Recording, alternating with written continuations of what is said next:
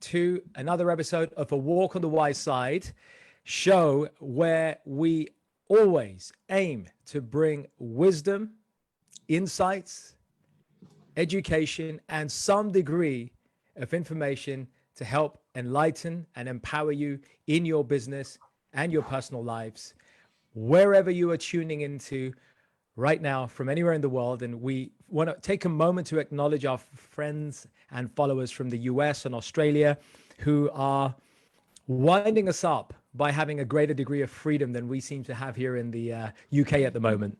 Our liberties seem to be a little bit more severely infringed. And I think many people are really feeling the angst of being caught up inside and not having that freedom to go and enjoy some establishments. And so as we work our way through the lockdown, we want to take this session here to focus on some things that are now beginning to change. And for that, I'm delighted to have a special guest. Let's do the introductions first. Let's make sure everybody knows who they are. So I'm your host, Prash Katecha, Wellbeing consultant, expert, and a passionate conscious leadership follower and coach. So I have with me our once again returning guest, the wonderful Carole Spiers. Carole Spiers, for those of you who haven't had a chance to catch the previous episode with Carole brings 25 plus years of success as a CEO of a leading stress management consultancy. She is no stranger on the organizational stress management scene. She spreads time between the UK and the Middle East, where she is a highly respected authority in their publications for years. She's also an expert in building resilience and communication skills. She is a BBC guest broadcaster and the author of Show Stress, Who's Boss. Carole is also the chair of the International Stress Management Association UK. She doesn't get stressed out doing it. And she was also, by the way, the founder of the International Stress Awareness Week. Please welcome Carole Spiers. Thank you so much, Prash. It's a great pleasure to be with you again. And it's just a great pleasure to work with you because we're very much like-minded. And yes, it's just a great opportunity. So thank you. Carole, it's a pleasure to have you. And let me just ask you straight off the bat, you know, you've been having your finger on the pulse, especially with the changing climate right now. What are you sensing is going on out there in the organizational space right now? I think there's a lot of change going on. As you say, we are behind other countries insofar as we still don't have our freedom yet. Some people are being invited back encouraged to go back to the workplace. And I don't say back to work, I clearly say back to the workplace, because a lot of people have been working at home, and just because they haven't turned up at the office or the factory doesn't mean they haven't been working, and some have been working really, really hard. So we're looking at people being encouraged to go back to the workplace. And I think we have to be aware that there are challenges that go with that, because if we rewind 2 months ago, the fear, the anxiety, the shock, and the denial about us can't be happening happened. Overnight it happened. And so therefore, over a period of time, like it or not like it, we've had to get used to it. We've had to manage the impossible, and we have done it. But we human beings normally like to have time to get used to that change. And here we haven't had that time to get used to that change. So now we're having to sort of get ourselves used to coming back to the workplace. And there's a lot of anxiety and uncertainty that goes with that, because, you know, saying, Prash, we're not the same people today as we were 6 weeks ago or 8 weeks ago. You know, you talk about insight. We've had greater insight. We've done things that we never thought we could do. Absolutely. Technology was there for us, and we thought we couldn't manage technology, and we have, because otherwise you can't keep in contact. So we forced ourselves out of that comfort zone, which can only be a good thing. There will be a huge amount of learning that comes out of this really, really difficult time. And that learning will be for our benefit in the future, as long as we don't rush again back to the workplace without actually taking into consideration some of those factors. I think you speak to an important point here. There's there is a dichotomy, it seems, and maybe we can speak to that. On the one hand, organizations are feeling the pressure, especially SMEs who are feeling the pinch a lot more, perhaps, than bigger organizations who have large purse strings, who had contingency budgets, and so on and so forth. SMEs, for example, small business owners, these challenged individuals are facing, on the one hand, the pressure of bringing in revenue as quickly as possible by re-engaging with their customers, resuming projects that were backlogged, mothballed, etc. And yet at the same time, isn't there a danger, as you say, of jumping in too quickly to go back and assume that things will just be the same that they are? I think it's a very real danger. And it really does concern me that just because, we're told, no, you can now, some of you may be able to go back to work. It needs to be not a return to work, but a return to the workplace. And it needs to be that conversation that needs to take place. Because I'm going to repeat what I said, we are not, personally, we're not the same as we were 6 weeks ago or 8 weeks ago. And I think that SMEs, larger organizations, it doesn't matter, but people need to take into consideration the fact is those conversations need to take place. We used to talk about flexible working 3 months ago. It's now top priority because a lot of clients are saying to me things like, well, do you know something, Carole? Actually, I don't want to go back to, being on the underground, London Underground at 8 o'clock in the morning. I don't actually want to do that anymore. And I've proven to myself and to the business that I'm more productive and I can increase my own performance levels by not going back to the workplace. And so therefore, I think organizations need to think long and hard about that return to work, the workplace interview, because it does need to take place. I think if you pretend it hasn't happened and all of a sudden just open the doors and say, okay, everybody, back to the workplace now, you're going to get more problems because, again, I'm going to say it, we're not in the same place as we were. And organizations may have shown for themselves that actually they can be more productive by their Zoom conversations and not spending or sending their employees on a plane to go to Switzerland or a plane to go to France or a plane to go to Australia, because something, this works extremely well. Why not use it? And we've proven to ourselves that we can. We can. And I think this is the thing. And therefore, I think almost there's a need to do a bit of a stock take. It feels that organizations want to reevaluate. Not only do they want to reevaluate their division of work, but they want to look at the methodology by which a lot of their work streams are conducted. It could be that there is a greater justification for decentralization of teams, decentralization of teams, better empowerment of leaders, so you can actually delegate more responsibility to people who have proven themselves to work capably from home. I think there may need to be some reevaluation of some of the vertical and horizontal structures that businesses have.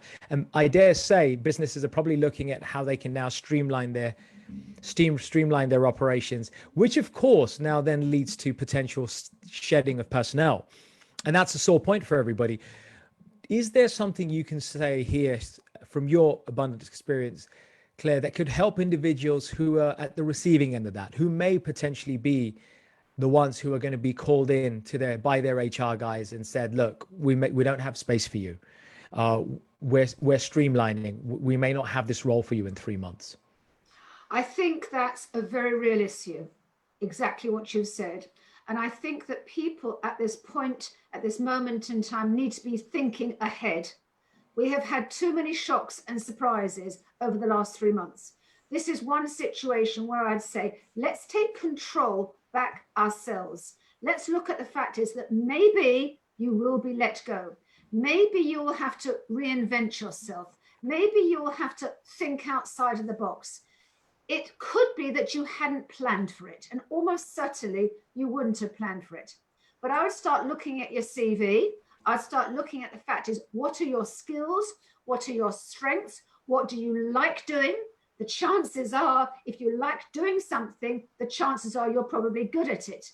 And it may be something that you've come up and you started doing during the quarantine time, and then you think to yourself, do you know something? There's a hole in the market. There's a gap in the market. Nobody is doing this. So why not actually fill the gap? And in all marketing, we'll say, find the gap, fill it. And then that's what is very important to do. And I'd say is that people who've taken themselves out of their comfort zone should start thinking to themselves, well, what is it that I had to do? What else could I do in the next 5, 10, 15, 30 years of my working career? Because I think we have to be agile in our thinking and in our doing, and be flexible and think to ourselves, it's not necessarily automatically going to be that you're going to go back to the same role, because the same role may not exist. Right. And this Absolutely. is the planning. And this is the planning that needs to be done now, rather than any shock, horror, surprises that could be taking place when you have that phone call or that interview over Zoom. Just be aware that you can reinvent yourself. You can see things differently. You can look at what we're going through at the moment as an opportunity. And if it's an opportunity, what else could you do with your life? If you've got a working career of 20, 30 years ahead of you, 5 years ahead of you, it doesn't matter. Age doesn't really matter. What's most important is responding to the marketplace. If the marketplace is different today, in May, to where it was in March, in which way was it different? In which way is a skill set going to be needed? What could you do to help people for 2020 and 2021 thereafter? Because the virus at this moment in time is not going to go away.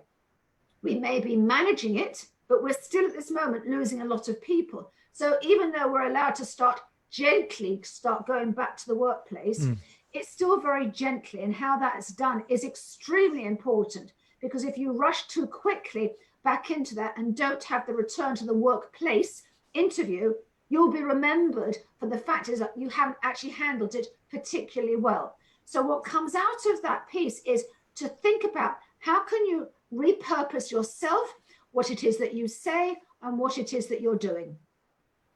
Fantastic. I think those are golden rules to navigate during the coming weeks and months. And let's segue from that to a number of other things that arise from this. And by way of that, let me just give a fantastic example of somebody, one of the clients I consult happens to work for a large insurance organization.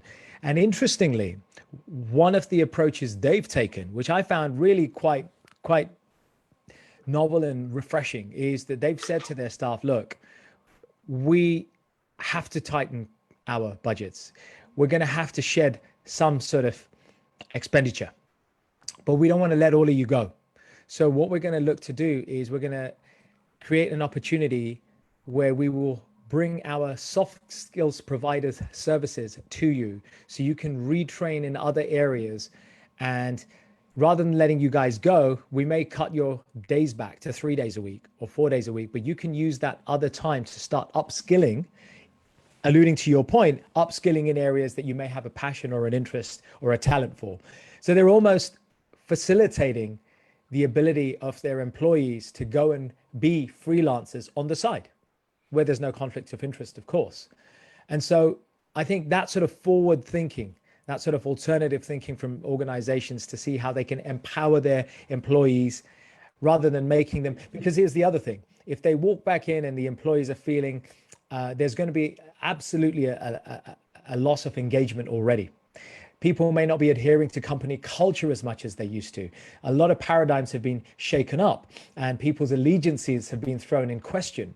And so already from an emotional intelligence standpoint, you've got a more poorly engaged workforce there. But if you can increase the morale by saying, look, these are the restrictions that we have, but we can offer you this, we can empower you with these additional outsourced companies who can help you skill up and actually help you set up your own business. I think that really could be a novel way to see how we can really empower individuals and employees. And to your point about the mental state, because you really triggered on that, I think what you touched on it really importantly, Carole, that if these individuals are going back and they're going in with that mindset that, things are going to go back to normal, of course they're not. It's going to create a huge amount of stress because there's an expectation gap that's created. There could be a skills and knowledge gap and all other mental things come up. So what would you say to some of the strategies that employees, and for that matter, employers, could take advantage of to help to reduce that kind of stress due to that cognitive dissonance, due to coming back and the adjustment to make it easier for them? Okay, I think that the one word that I come up with out of all that you've said there, which is really helpful and insightful, is to be proactive. Proactive meaning foresee what the company might be going through. And as an employee, think about that ahead of your conversation. So you go back to your manager, your employer, and to say, I've been thinking about X. What about Y? And actually that way you're being proactive. So instead of just waiting for the conversation to take place and waiting to be called for interview, what you're saying is, I've been thinking about the company. I can see how things are going. I can see that the world is not the same today as it was 2 weeks ago, 4 weeks ago, or even 6 weeks ago. And what I think is important is fill in the gap. Now, as an employer, I'd be really interested because, something, I'll be thinking to myself, here's a guy that's with me. Here's somebody that's thinking with me. Here's somebody that's thinking ahead as well. And I'd be really pleased. And I'd say, okay, Prash, what's your idea? And I say, I'm pleased you asked that because these are my ideas. This is what I've been thinking about. And they say, well, okay, option 1 is not going to work because of X, Y, Z, but you know something? Option 2 could easily work. How do you see that panning out? And Prash, you've thought about it. You said, well, I'm pleased you picked up that option because that was the option I thought was going to be really a winner. Right. I've thought it through. I've even got a mini plan for you. Oh, I'll say to you, Prash, excellent. Exactly. Tell me what your mini plan is, because then you're working with me. You're working together. You're actually being proactive. And you're, instead of just saying, help, what can I do? Just tell me how it is. Let's just, I'll sit back and wait for the news to fall on my ears. No, we don't do that. You're thinking opportunity, you're thinking motivation, and you're thinking being proactive. Take those 3 words. And if you take those to your employer, I would say to you, you'd give those 3 words to me. I'd be seriously interested in you being a part of the team for the future. You can rock my boat, but you can get on board because I want you there. I think that sums it up so well. The value that we can bring as employees to our firms and getting proactive should never be underestimated. And this is as good a time as any, especially when we look and findings are constantly now showing that employees from home do have some spare bandwidth more often than not. And that spare bandwidth that they seemingly have liberated, right? No more commuting time. Yes, they've got the additional parenting responsibilities. Yes, they've got to look after the family and stuff, but there is quote unquote freed up bandwidth. And that freed up bandwidth is that time where that precious time where employees, and for that matter, employers, can look at different ways to either engage one another and to also look at how they can service their clients in novel ways. I think another great example of this is what's happening in the digital space. We're talking about firms like Google, of course, Twitter, for example, who are in the news recently because they've just given almost like a big green flag to say, okay, you guys, you've actually proven you can work really well from home.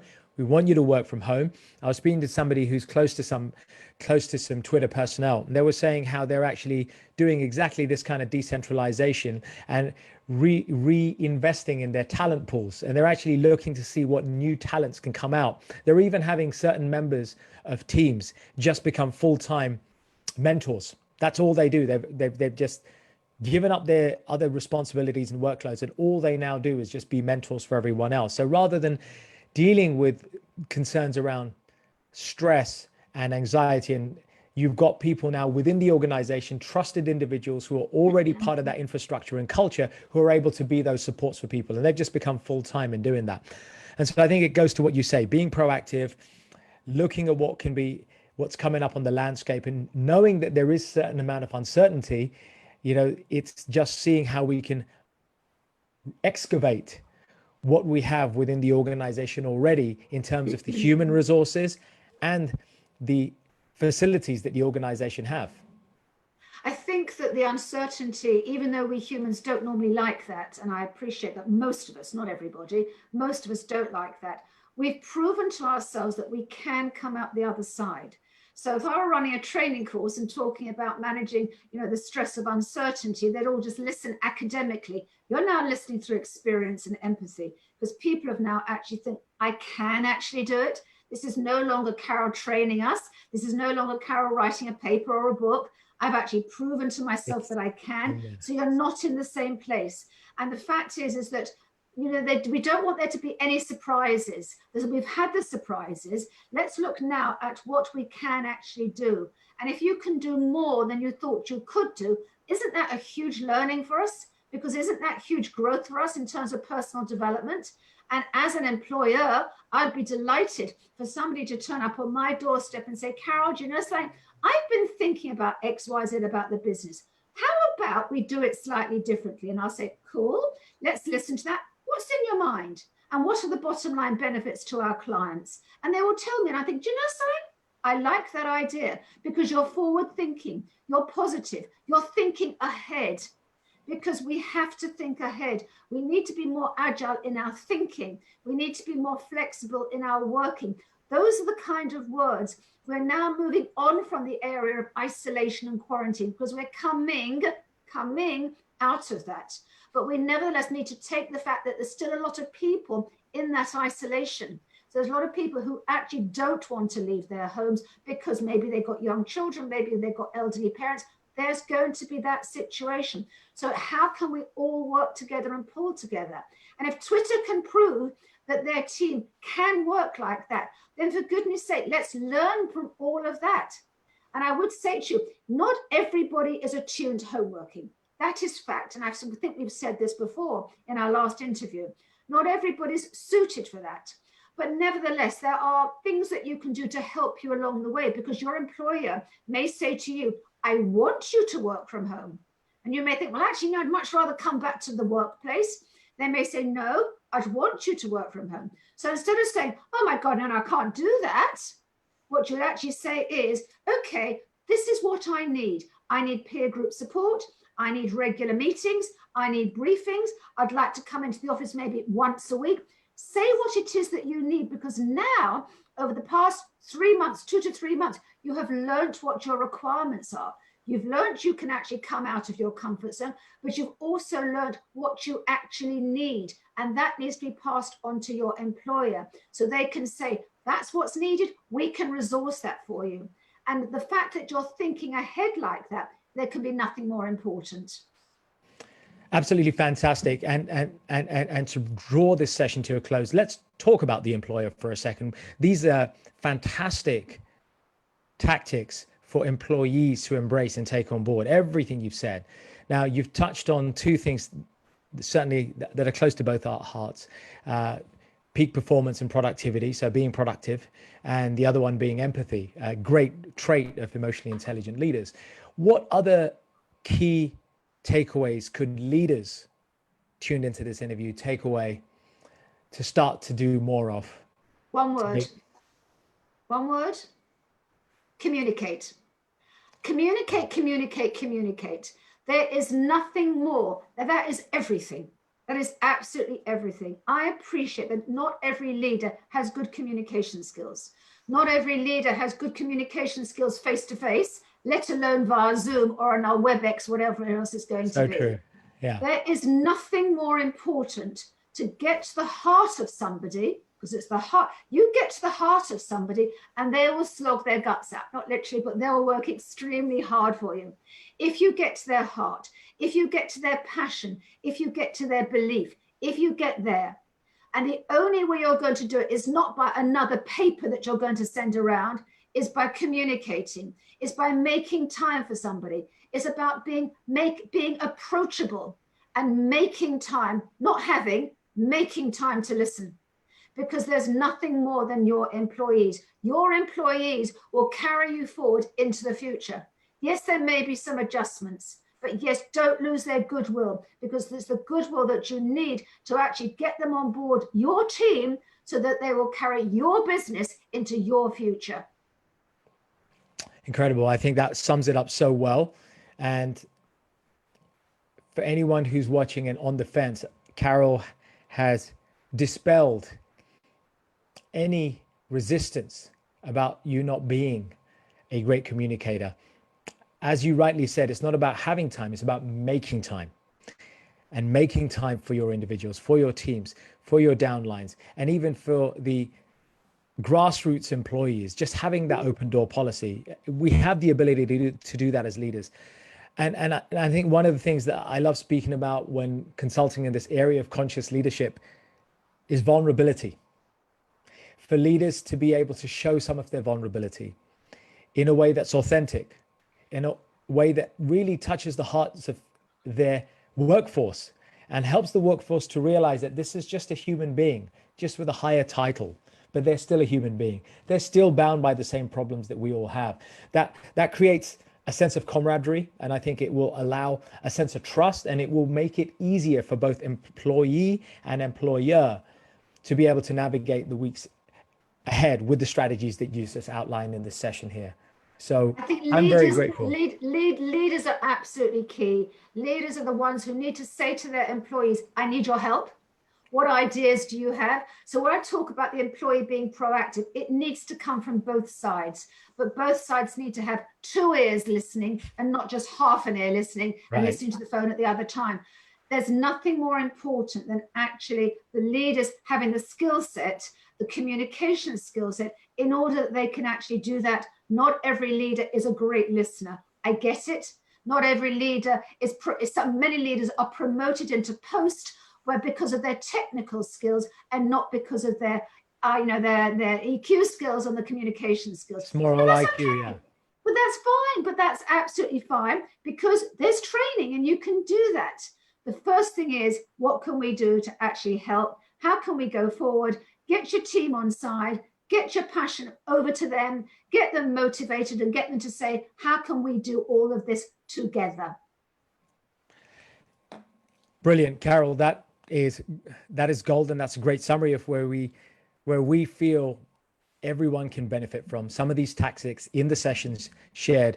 We'd of course love to hear your feedback on what you have gleaned and what's working for you in your organizations, either as a leader or as a member of the workforce, or what's not working. And perhaps leaders who are tuned in or looking at this on the replay will get to see some of the angst that some workforces, some employees are feeling, and they can lift that, use that to become better leaders and give back to the workforce. Carole, what's on your radar? What's coming up over the couple of months ahead for you? Okay, coming up, you mentioned that I'm actually chair of a stress and mental health charity called the International Stress Management Association. We are running regular webinars for our members, but all guests are invited, and we're trying to maintain that support and that community feeling for all of our members. And we welcome other people to actually join us with the greatest of pleasure, because it's all about community. If we can grow the ISMA community, I shall be delighted. We are there to give help, support, guidance, and all I'd say is join the community whenever you can, and connect with me on LinkedIn with please. It'd be lovely to hear from you. Excellent. Thank you, Carole. ISMA, International Stress Management Association. Folks, find it. We have chapters around the globe, and it is only as strong as its members and the passion of the members to help one another make a difference in organizational and personal culture around the world. That's what ISMA offers. So do check ISMA out.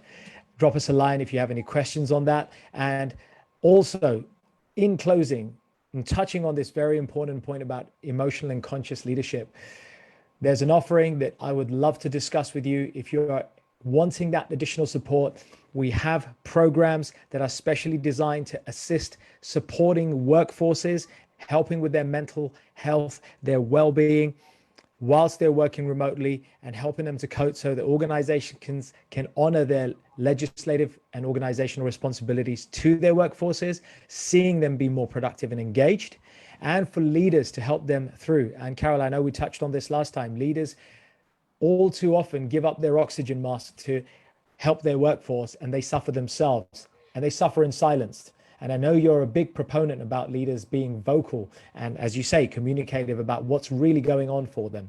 So there is another offering that we have for leaders, a crisis leadership mastermind. We'd love to discuss that with you as well. So leave us notes, get in touch. Carole is, as always eager and always ready to help any organization. And obviously over the decades, you've done so much for so many people. So on a personal note, I've kind of had the pleasure of watching you do what you do over years. So it's always a pleasure to see you do what you do. And you're still going strong and you're there for people. So it's a pleasure having you as always, Carole. My pleasure. My pleasure. Folks, thank you very much for tuning in. Leave us your comments. We look forward to catching you on another episode. In the meantime, have a great weekend. Don't forget to share, care, and share. That's it for us.